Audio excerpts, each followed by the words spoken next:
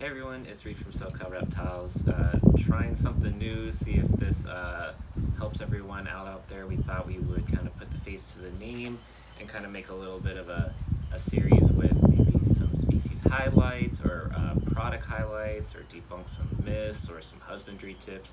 It's really open-ending. So we thought we would start today with one that we get a question on a lot, and it's usually regarding the baby Galapagos tortoises you've maybe seen on our social media. A lot of people ask or say, well, aren't they in danger? Aren't they illegal to have? And questions like that. So I want to go over those. Yes, so first, yes, they are endangered. So all the ones that you see in captivity here, like this little guy right here, are 100% conceived, hatched, raised in the United States. So nothing's coming off the islands. So that's one question that we get. How are you importing them from the islands? Anything like that? That's definitely not happening. That hasn't happened in a very, very long time. The second would be around interstate commerce. So there is a United States Fish and Wildlife permit where both the buyer and the seller need to have this permit to move Galapagos tortoises or radiated tortoises or another one across state lines. So that's one way. So if you find someone out of state that has these available and they have the permit and you have the permit, you can move them across state lines. The unfortunate thing right now is the United States Fish and Wildlife Service is basically declining any new applications for that permit, and sometimes even not renewing existing permits for various reasons that I'm not going to get into right now. So your best bet is generally just trying to find one of these animals available in your state. No permit is required if you're selling within your state. So I'm a California resident, so I could sell this guy to another California resident, verified California resident with no issues. Okay. So anyway, on this guy, he's about a year old, just coming up on a year old, a little bit shy there. You can see some nice white growth lines. We grow these guys nice and slow here like they would in the wild.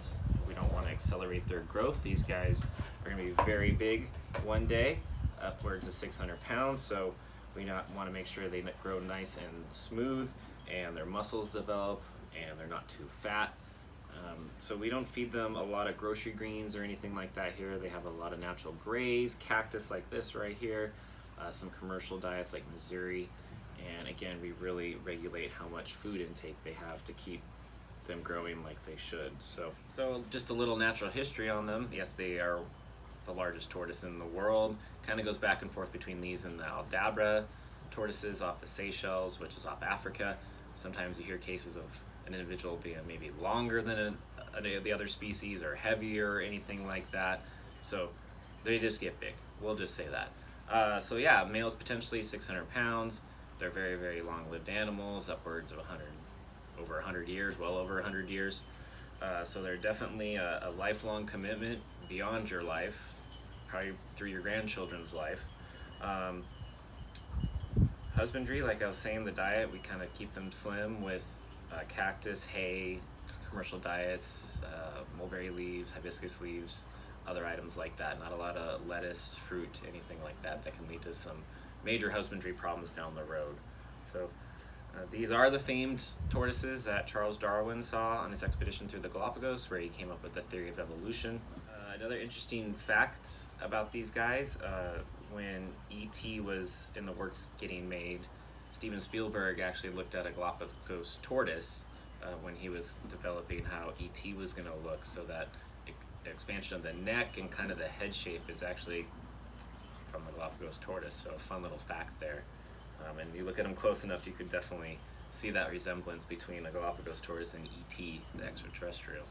So, all right, well, I think that's going to wrap up our first kind of species showcase. So again, we want to hear from you about what you would like us to talk about. We have some ideas, but they're not going to last forever. So if you have a husbandry question or a myth you want debunked or discussed or anything like that around reptile care, or a product maybe we have that we can talk about and highlight for you, just comment and we'll see what we can do and get around to all these questions. So thanks for watching.